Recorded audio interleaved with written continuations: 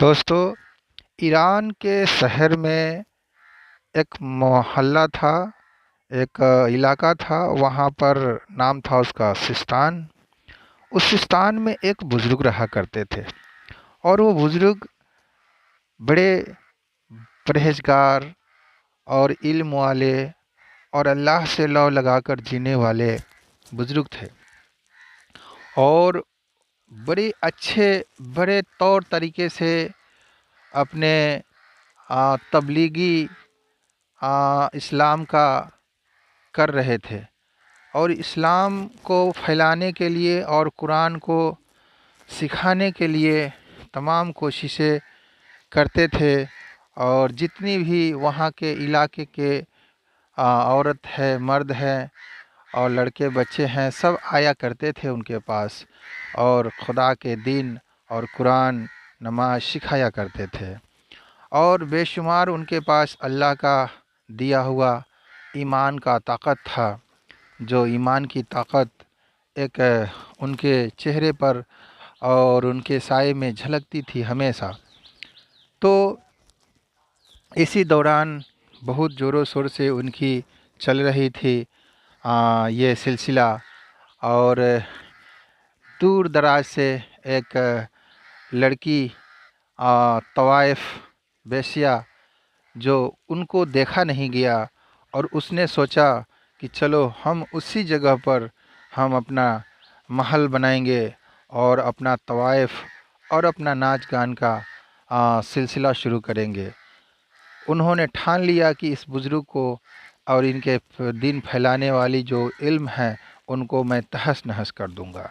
ये चैलेंज करके वो अपने आप में, अपने दिल में गुरूर और घमंड में और अपने आदमियों को भेजा और इस स्थान शहर में आकर एक महल तामीर करवाया और उसमें आकर रहने लगी।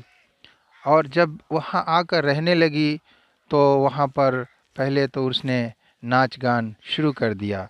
और नाच गान शुरू कर देने के बाद उसके अंदर और उसके कला, नाचने का, गाने का, बोलने का हुस्न है, जवानी है, खूबसूरती है, इतनी बेशुमार थी कि समझो मानो कि बुज़ुर्ग को वो अपने हुस्न और जवानी और उनके जितने भी दिन फैलाने वाले जो उनका ईमान का ताकत था, वो सब को जलाकर खाक कर देने वाली एक उनके पास हुस्न और जवानी थी और बोली और आवाज़ में दम था। फिर क्या हुआ? तो ये हुआ कि उसने तो ठान ही लिया था कि हम उस बुज़ुर्ग को नीचा दिखाएंगे, उस बुज़ुर्ग को, उनके मुरीदों को अपने तरफ मोड़कर वहाँ पर हम एक ऐसा माहौल बना देंगे जो कुरान और नमाज का सिलसिला ख़त्म हो जाए। तो उसने यही किया और वहाँ पर जैसे नाच गान शुरू किया, तैसे वहाँ पर उस स्थान के जितने भी मर्द लोग थे धीरे धीरे उनके तरफ आने लगे और उनकी हुस्न और जवानी को देखकर माइल होने लगे। और माइल होते होते एक दिन ऐसा समय आया कि वहाँ पर अपना काम धंधा छोड़कर मर्द लोग अक्सर आया करते और हमारे इस बुज़ुर्ग के पास, जिनका नाम अब्दाल था, उनके पास आना बंद कर दिए, छोड़ दिए। फिर क्या हुआ? उसने तो आगे चलकर वेश्याखाना यानी वेश्यावृत्ति भी शुरू कर दिया। अब जितने भी औरत लोग थे, जो हमारे अब्दाल बुजुर्गाने दिन का जो मुरीद के जो औरत लोग थे, वो आकर शिकायत करने लगे कि हज़रत देखिए, हमारे ख़्वाविन दिन दिन भर उनके पीछे और उनके सामने जाकर अपना समय बर्बाद कर रहे हैं, मैं क्या करूं? अब ये बात तो आम हो गई, चर्चा ज़ोरों शोर से हो गई। तो राजा के पास भी गया, सुल्तान के पास भी गया। सुल्तान ने भी अपना फ़ौज भेजा कि उस औरत को हिदायत हो और वो काम बंद कर दे। लेकिन जितने भी फ़ौज लोग आते वो सब आ कर के उन्हीं की तरफ माइल हो जाते और उन्हीं के शिकार हो जाते और उसे कुछ ना बोलते, और बल्कि राजा को जाकर झूठ बोल देते कि मैं गया तो था लेकिन उस लायक ही नहीं है वो मैं उनको डांट पाऊँ। मैंने कुछ ऐसा गलत नहीं देखा, यानी आकर झूठ बोल दिया करते थे। अब राजा भी परेशान। राजा एक दिन खुद अपने बेलची को और खबरी को भेजा और पता लगाया तो हकीकत पाया गया। तो उसने मजबूर होकर के सुल्तान ने कहा कि ठीक है, उसके ऊपर टैक्स बांध दो, वो टैक्स हमको दिया करेगी और अपना जो करना है करे। अब जब बादशाह भी मजबूर हो गया और समाज के जितने भी औरत लोग थे वो सब चाहती थी कि इसको मार दिया जाए, काट दिया जाए, भगा दिया जाए, इसको तरह तरह की तकलीफ़ दे करके यहाँ नहीं रहने दिया जाए। लेकिन ये करेगा कौन? ये होगा किससे? ये तो बहुत बड़ी बात थी। इसी दौरान अब हमारे बुज़ुर्ग के पास जाकर औरतें लोग रोने लगी, अब्दाल साहब के पास गिरियाजारी करने लगी कि इस आफ़त को, इस बला को यहाँ से भगाइए, यहाँ से हटाइए, नहीं तो आने वाले हमारे नस्ल बर्बाद हो जाएंगे और बर्बाद हो जाएंगे और हमारे औरत बच्चे सब उन्हीं की तरफ, उन्हीं के जैसा बनने लगेंगे। तो हमारे अब्दाल साहब जो बुज़ुर्ग थे, वली अल्लाह थे, उन्होंने सोचा कि इस बीमारी को मारने से नहीं होगा, काटने से नहीं होगा, भगाने से भी नहीं होगा। उन्होंने अल्लाह से दुआ की, ऐ अल्लाह मैं इस काम को करने जा रहा हूँ, मुझे मदद फरमा। तो एक दिन ख़ुद जो है अब्दाल साहब चलकर और उस वेश्या यानी उस तवाइफ के महल्ले यानी उनके महल की तरफ चल पड़े। और महल की तरफ जब गए और उनके करीब जब गए दरवाजे पर, तो उनका कनीज खड़ा था वहाँ पर, बैठा था वहाँ पर, इंतज़ार और ड्यूटी कर रहा था ग्राहकों का। तो जैसे वहाँ पर पहुँचे और बोले कि तुम अपने मालकिन, तुम अपने जो है ना तवाइफ को मेरा पैगाम भेजो, मैं मिलने आया हूँ, मेरा नाम अब्दाल वली अल्लाह है। तो ये पैगाम जैसे वो उसका कनीज लेकर गई उनके महल में, तो उन्होंने उन्होंने बहुत खुशी जाहिर की। वो तवाइफ जो है कि बहुत खुशी जाहिर की और बोला कि वाह क्या बात है, हमने तो आखिर जो सोचा था वो हमने कर दिखाया, आज वो हो गया। तो बहुत खुशी जाहिर की और बोला कि ठीक है, जाओ कनीजो और बोल दो बुज़ुर्ग को मेरे पास आने के लिए। आखिर वो आ ही गया। तो जैसे बुज़ुर्ग पहुँचे उसके महल में, तो बोले कि ये नाच गाना और ये तवाइफ बनना, ये तुम्हारा वेश्यावृत्ति करना, ये हकीकत है या ढोंग है? तो उन्होंने बोला कि नहीं, मेरा पेशा है और मैं करने आई हूँ और करते रहूँगी। तो बोला कि आखिर तुम मुझे इतने महल्ले में और मेरे मुरीदों को तूने परेशान करके रखे हुआ है, आखिर तुम्हें चाहिए क्या? तो वो बोले कि नहीं, मुझे कुछ नहीं चाहिए, मुझे पूरे इस इलाके पर अपना दिन फैलाना है, नाचने गाना, वेश्यावृत्ति और फैशन और खुदा से हटकर जितने भी गुनाह होते हैं वो सब करने के लिए मैं राज़ी हूँ और मैं करवाने के लिए मजबूर करूँगा सबको। अब यहाँ पे बात आ जाती है बुज़ुर्ग की। तो बुज़ुर्ग अल्लाह के हक़ में आम बंदों को लाना चाहते हैं और वो बेस्या शैतान की तरफ, शैतानी हरकतों की तरफ, गुनाहों की तरफ लाना चाहती है।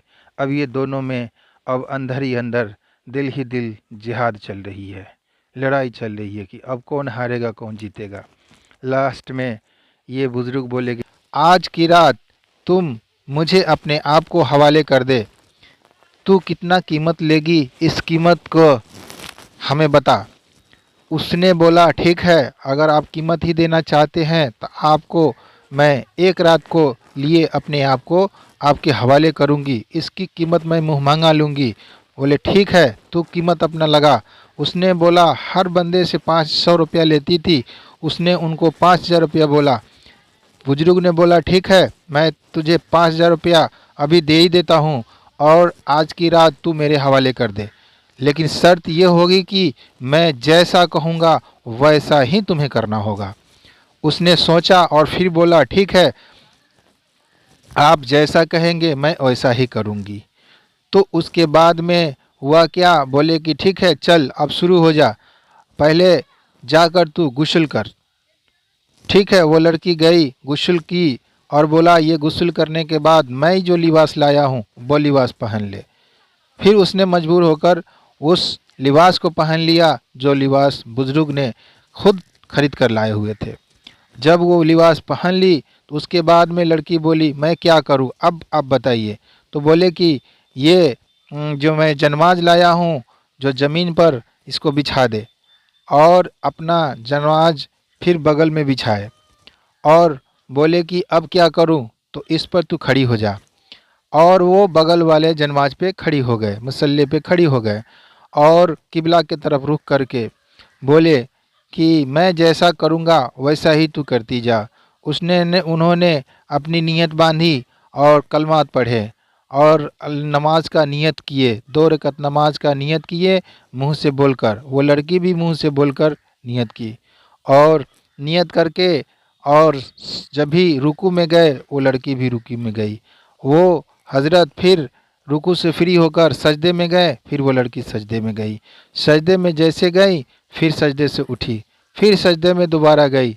तो सजदे में अब वो लड़की सजदे में पड़ी हुई है और ये भी पड़े हुए हैं और अल्लाह से दुआ कर रहे हैं, या अल्लाह मेरा काम था इस बला को, इस गुनाह की ताकत को सजदे में झुकाना, तेरे सामने झुकाना, जो मैं कर दिया। इसके आगे अल्लाह अब तेरा काम है, अब तू कर दे।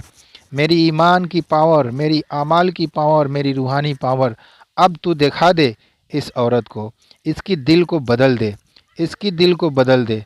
जैसे वो दुआ कर रहे हैं उसकी दिल बदलते जा रही है, दिल बदलते जा रही है। जैसे सजदा से सर उठाते हैं दोनों से दोनों और कहते हैं हाथ उठा के दुआ कर। किससे दुआ करूं? अल्लाह से।